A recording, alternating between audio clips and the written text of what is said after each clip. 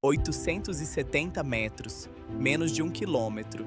Uma distância que você percorre a pé em 10 minutos tranquilos, sem pressa, sem esforço. Uma distância que, em qualquer outra circunstância, seria irrelevante no planejamento de um dia. Mas para as pessoas que vivem em Santos e em Guarujá, essa distância de 870 metros foi, por quase um século, o centro de uma frustração diária que moldou rotinas, limitou oportunidades e cobrou um preço que poucos de fora conseguem dimensionar completamente. 400 metros de água salgada. É isso que separa fisicamente as duas cidades no ponto mais estreito do canal. 400 metros que, para atravessar de carro, podiam custar até 1 hora de espera na fila da balsa. 400 metros que, para quem não queria esperar, significavam 43 quilômetros de desvio pela rodovia. 1 hora de espera ou 43 quilômetros de volta para cruzar 400 metros em linha reta. 21 mil carros por dia fazendo essa travessia, 7 mil ciclistas, mais de 7 mil pedestres, dia após dia, ano após ano, décadas de uma equação logística que não fazia sentido, mas que era a única realidade disponível para quem precisava cruzar aquele canal. Mas algo está acontecendo no fundo desse canal agora. Algo que está chamando a atenção do mundo da engenharia. Algo que, quando você entender completamente como funciona, vai fazer você questionar tudo o que achava, saber sobre os limites do que é possível construir debaixo d'água. Antes de continuar, se você quer entender as obras que estão colocando o Brasil no mapa global da engenharia, curte esse vídeo agora, deixa um comentário com o que você sabia sobre o túnel Santos-Guarujá antes de começar a assistir e compartilha com alguém que precisa ver o que o Brasil é capaz de construir. Esse gesto ajuda muito o canal e garante que essa história chegue a quem merece conhecer. Agora vamos mergulhar fundo nessa história. E quando eu digo mergulhar fundo, é literalmente porque o coração dessa obra está a metros abaixo da superfície do Canal de Santos. A primeira coisa que qualquer pessoa que ouve sobre o túnel Santos-Guarujá pergunta é: como você constrói um túnel debaixo de um canal de porto ativo, onde navios de grande porte circulam constantemente, onde a profundidade e as condições do fundo colocam desafios geotécnicos enormes, onde não é possível simplesmente paralisar o tráfego marítimo enquanto a obra acontece? A resposta é a que choca, porque eles não estão escavando, não estão perfurando, não estão usando nenhuma das abordagens que a maioria das pessoas imagina quando pensa em construção de túnel subaquático. Eles estão fazendo algo que à primeira vista parece absurdo. Estão construindo o túnel em terra firme e colocando no mar. Agora vamos falar sobre a escala física do que está sendo construído, porque os números são o tipo de coisa que você precisa ouvir mais de uma vez para processar completamente.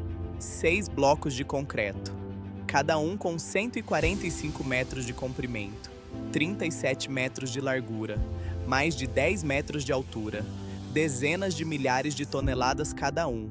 Estruturas que, quando você está ao lado delas, fazem qualquer prédio de tamanho médio parecer pequeno. E esses blocos não vão ser construídos no local. Vão ser construídos em terra firme, em uma instalação que precisa ter acesso à água para que os segmentos possam ser flutuados quando estiverem prontos. Cada segmento vai ser construído com precisão milimétrica, porque quando chegar o momento de conectar um ao outro no fundo do canal, a margem para erro é essencialmente zero. Um túnel que vaza não é uma opção. Um túnel com juntas mal vedadas é um desastre em câmera lenta. A precisão exigida nessa obra é o tipo de coisa que diferencia a engenharia boa de engenharia de excelência. E é exatamente esse padrão de excelência que está sendo aplicado aqui, com a participação de empresas que têm histórico comprovado em obras similares ao redor do mundo.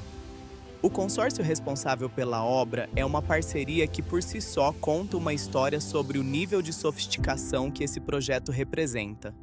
A Mota-Engil, uma das maiores construtoras de infraestrutura do mundo, com histórico extenso em projetos complexos em múltiplos continentes. E a CCCC, a China Communications Construction Company, estatal chinesa, que detém participação significativa no consórcio e que traz consigo uma expertise em obras marítimas e em túneis imersos que é simplesmente incomparável no cenário global. A CCCC é a empresa por trás da ponte-túnel Hong Kong-Zhuhai-Macau. 55 quilômetros conectando 3 regiões administrativas distintas da China, cruzando o delta do Rio das Pérolas, incluindo um túnel imerso de 6,7 quilômetros. Uma das obras de engenharia mais complexas já executadas na história da humanidade. Essa é a empresa que está trazendo sua expertise para o Canal de Santos. Não é uma empresa aprendendo na obra. É uma empresa que já resolveu problemas muito mais complexos do que o Canal de Santos e que chega ao Brasil com décadas de conhecimento consolidado. E esse conhecimento não fica apenas na obra, ele se transfere.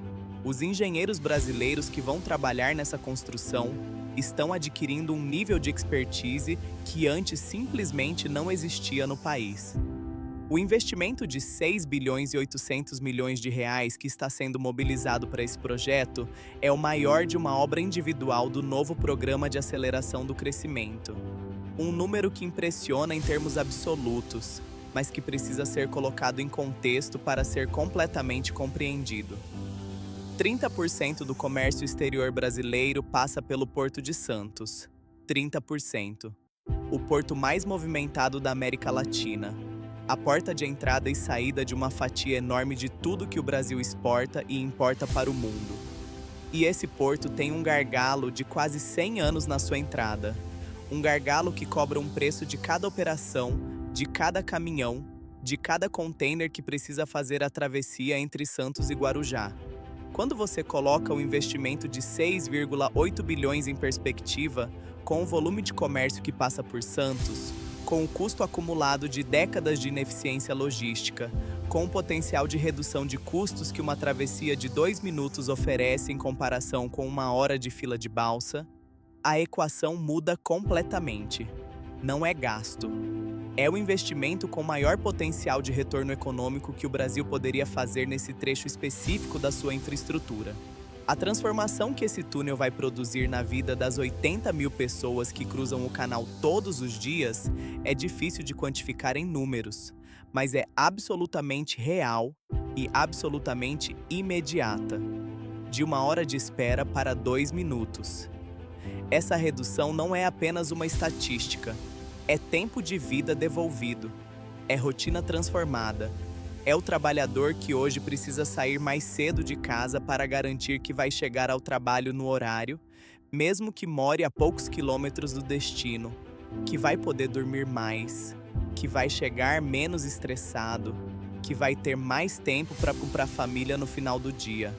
É o caminhoneiro que hoje calcula a travessia de balsa como uma variável imprevisível no planejamento do seu percurso, que vai poder fazer mais entregas no mesmo período, que vai ter custo operacional menor, que vai ter uma margem que hoje está sendo corroída pela ineficiência de um sistema que nunca foi dimensionado para o volume que ele precisa suportar. É o turista que hoje evita Guarujá porque a travessia é um inconveniente que não combina com a ideia de um dia de descanso, que vai poder chegar e sair com a facilidade que um destino turístico precisa oferecer para ser competitivo com as dezenas de outras opções disponíveis na região. A dimensão técnica do processo de afundamento dos segmentos é talvez o aspecto mais fascinante de toda essa operação, e merece ser descrita com o detalhe que ela merece. Quando um segmento de túnel imerso está pronto, ele é essencialmente uma caixa gigante de concreto que flutua por ser temporariamente vedada, de forma a criar a flutuabilidade necessária para o transporte. Essa caixa é rebocada por embarcações especializadas até a posição exata sobre o canal onde vai ser instalada. Com precisão que é medida em centímetros, o segmento é então afundado de forma controlada, com água sendo introduzida de forma gradual, para que a estrutura desça de forma estável, sem oscilações que poderiam comprometer o posicionamento. No fundo do canal, uma vala previamente escavada aguarda cada segmento. O posicionamento final é verificado com equipamentos de medição de alta precisão, E quando a posição correta é confirmada, o segmento é conectado ao anterior através de juntas especializadas que garantem a vedação total. O processo se repete 6 vezes, com cada segmento de 145 metros sendo adicionado ao anterior, até que os 870 metros do túnel estejam completos. É uma operação que exige coordenação perfeita entre equipes na superfície e equipes submersas, entre engenharia civil e engenharia naval, entre planejamento milimétrico e capacidade de resposta a variáveis que o fundo do canal pode apresentar de formas que nenhum estudo prévio consegue prever completamente. É o tipo de operação que separa as obras comuns das obras que entram para a história da engenharia. O Brasil está construindo algo que nunca construiu antes. E essa afirmação, que poderia soar como simples orgulho nacional, tem implicações práticas muito concretas para o futuro da engenharia civil brasileira. Um país que nunca construiu um túnel imerso não tem a cadeia de fornecimento desenvolvida para isso. Não tem os equipamentos especializados disponíveis localmente. Não tem os profissionais treinados nas técnicas específicas que essa construção exige. Não tem as normas técnicas consolidadas que definem os padrões de qualidade e segurança para esse tipo de estrutura. Tudo isso está sendo construído agora, em paralelo com a obra em si. Fornecedores estão sendo desenvolvidos, profissionais estão sendo treinados, normas estão sendo elaboradas. Uma capacidade técnica que o Brasil não tinha está sendo criada, e ela vai ficar aqui quando a obra terminar.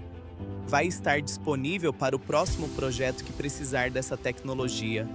Vai reduzir o custo e a complexidade de obras futuras similares. Vai colocar o Brasil em um patamar técnico que hoje apenas poucos países no mundo ocupam. Esse legado técnico é tão importante quanto o túnel em si, talvez mais, porque o túnel vai durar décadas. Mas a capacidade técnica que está sendo criada vai durar gerações. A localização estratégica do Porto de Santos no contexto da economia brasileira torna esse investimento ainda mais significativo do que ele seria em qualquer outro ponto do litoral do país. Santos não é apenas o maior porto da América Latina em volume. É o porto que processa a maior parte das exportações de soja, de açúcar, de carnes, de papel e celulose que colocam o Brasil entre os maiores exportadores agrícolas do mundo. É o porto por onde entram os veículos, os eletrônicos, os insumos industriais que alimentam a produção nacional. É o nó central de uma rede logística que conecta o interior produtivo do Brasil ao mercado global. Qualquer melhoria na eficiência operacional de Santos tem um efeito multiplicador que se espalha por toda essa rede. Quando o gargalo da travessia entre Santos e Guarujá for eliminado, o ganho de eficiência não vai ficar restrito às 80 mil pessoas que cruzam o canal todos os dias. Vai se propagar pela cadeia logística inteira, chegando até o produtor rural no Mato Grosso, que vai pagar menos frete, até o consumidor nas grandes cidades, que vai pagar menos pelo produto importado, até a empresa exportadora, que vai ter mais competitividade no mercado internacional. É o efeito de rede da infraestrutura funcionando em sua plenitude. Uma obra, um canal, uma travessia de 2 minutos, com consequências que chegam a lugares que nenhum mapa consegue mostrar completamente. A parceria entre governo federal, governo estadual de São Paulo e iniciativa privada que está financiando esse projeto é um modelo que merece atenção por si só, independentemente da obra específica que está sendo executada. Projetos de infraestrutura da magnitude do túnel Santos-Guarujá raramente são viáveis com uma única fonte de financiamento. O governo federal sozinho não tem capacidade orçamentária para bancar todos os projetos que o Brasil precisa. O governo estadual sozinho tampouco. E a iniciativa privada sozinha precisa de uma perspectiva de retorno que nem sempre é compatível com a natureza de obras de infraestrutura de uso público. A solução é a parceria. É combinar recursos públicos de diferentes níveis de governo com capital privado, criar estruturas de concessão que distribuem riscos e retornos de forma que faça sentido para cada parte. e usar a capacidade de execução do setor privado para garantir eficiência que o modelo de obra pública tradicional nem sempre consegue oferecer. Esse modelo, quando funciona, é poderoso. E o Túnel Santos-Guarujá está sendo viabilizado exatamente por esse tipo de arranjo. O sucesso desse projeto vai ser um caso de referência para projetos futuros que precisarem de estruturas similares de financiamento e de execução. O que a construção do Túnel Santos-Guarujá representa para a percepção internacional do Brasil como destino de investimento em infraestrutura é um elemento dessa história que raramente recebe a atenção que merece. O Brasil tem uma reputação complexa no mercado global de infraestrutura. De um lado, um país com necessidades enormes, com um mercado de grande escala, com recursos naturais e humanos que tornam os projetos viáveis. Do outro, um histórico de projetos inacabados, de custos que explodem além do orçamento, de processos de licenciamento que se arrastam por anos, de instabilidade regulatória que assusta capital de longo prazo. Cada obra de grande porte que o Brasil executa dentro do prazo, com qualidade, com os padrões técnicos que o mercado internacional reconhece como adequados, é uma peça na construção de uma reputação diferente. É uma evidência concreta de que o Brasil pode ser um destino confiável para a capital de infraestrutura. O Túnel Santos-Guarujá, pela sua complexidade técnica, pelo volume de investimento envolvido, pela parceria com empresas de reputação global, tem o potencial de ser exatamente esse tipo de referência. Uma obra que o mercado internacional vai observar, vai avaliar, e que, se executada com excelência, vai mudar a conversa sobre o Brasil nos escritórios de fundos de infraestrutura de Londres, de Nova York, de Singapura. Existe uma geração de engenheiros brasileiros que vai ter sua trajetória profissional marcada por essa obra.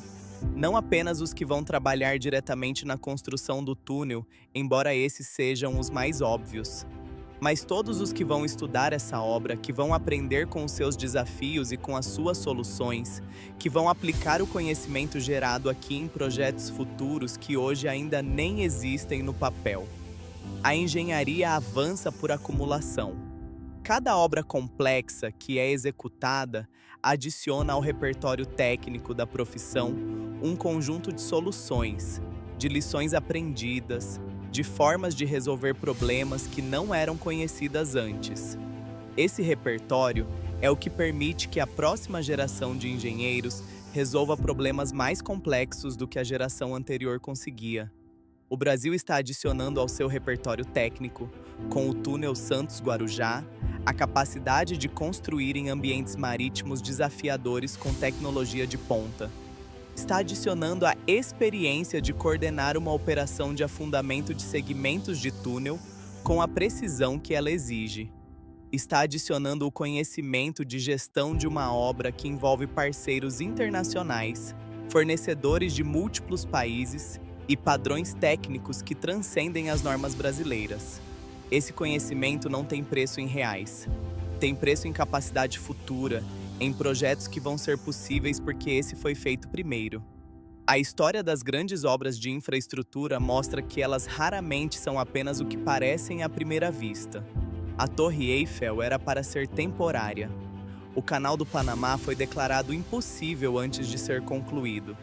A Ponte Golden Gate foi chamada de projeto insano por engenheiros respeitados antes de se tornar um dos símbolos mais reconhecidos do mundo. O Túnel Santos-Guarujá vai entrar para essa lista. Não porque seja impossível, porque não é. A tecnologia está comprovada e os recursos estão disponíveis. Mas porque representa um salto de ambição que muda o que o Brasil acredita ser capaz de fazer. Um salto que, quando completado, vai fazer com que projetos que hoje parecem audaciosos demais comecem a parecer apenas o próximo passo natural. Esse efeito sobre a ambição coletiva de um país em relação à sua infraestrutura é difícil de quantificar, mas é real e é duradouro. Quando você demonstra que consegue fazer o difícil, o próximo difícil fica um pouco menos assustador. Quando você prova que a tecnologia de classe mundial pode ser aplicada aqui, a conversa sobre o que é possível muda de forma permanente. O Brasil que vai existir depois do túnel Santos-Guarujá vai ser um Brasil com uma relação diferente com sua própria capacidade de engenharia, mais confiante, mais ambicioso, mais disposto a atacar os próximos gargalos com a mesma audácia que está sendo aplicada aqui. O túnel Santos-Guarujá vai ficar pronto, vai ser inaugurado, e quando o primeiro carro cruzar aquele canal em 2 minutos, quando o primeiro caminhão de carga fizer a travessia sem esperar na fila da balsa, quando o primeiro ciclista pedalar por dentro de um túnel que passa debaixo de um dos portos mais movimentados da América Latina, vai ser um momento que o Brasil vai guardar. Não apenas como celebração de uma obra de engenharia, embora seja isso também, e de forma grandiosa, mas como a confirmação de que o Brasil chegou a um patamar técnico que poucos acreditavam ser alcançável na velocidade em que está sendo alcançado. Como a prova de que o país que durante décadas foi associado a obras inacabadas e promessas não cumpridas, é também o país que, quando decide fazer, faz com a excelência que o mundo reconhece. Para os 80 mil usuários diários que vão ter suas vidas transformadas por essa obra, o impacto vai ser imediato e pessoal. Tempo de volta, estresse eliminado, custo reduzido, oportunidades que antes estavam do outro lado de uma hora de espera agora acessíveis em 2 minutos. Para a economia da Baixada Santista, o impacto vai se desenrolar ao longo de anos, à medida que a maior integração entre Santos e Guarujá vai atrair investimentos, vai desenvolver o turismo, vai criar empregos em setores que hoje são limitados pela barreira do canal.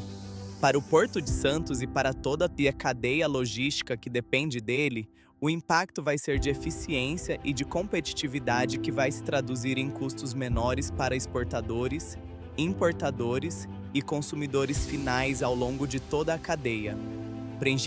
Para a engenharia brasileira, o impacto vai ser de capacidade e de confiança, de um repertório técnico enriquecido e de uma reputação internacional que vai abrir portas para projetos futuros que hoje ainda estão sendo apenas sonhados. E para o Brasil como nação, o impacto vai ser de autoconhecimento, de entender que somos capazes de fazer o que parecia impossível, de que a distância entre o Brasil que temos e o Brasil que queremos não é intransponível, é apenas mais um canal esperando pelo túnel certo. Você imaginava que uma obra dessa magnitude, com essa tecnologia, estaria sendo feita aqui? Me conta nos comentários o que você acha que essa obra representa para o futuro do Brasil. Curte esse vídeo se ele te mostrou algo que você não sabia. E compartilha com quem precisa ver que o Brasil está chocando o mundo da engenharia. Não com promessa, mas com concreto, com aço e com a audácia de quem decidiu que impossível é apenas uma palavra.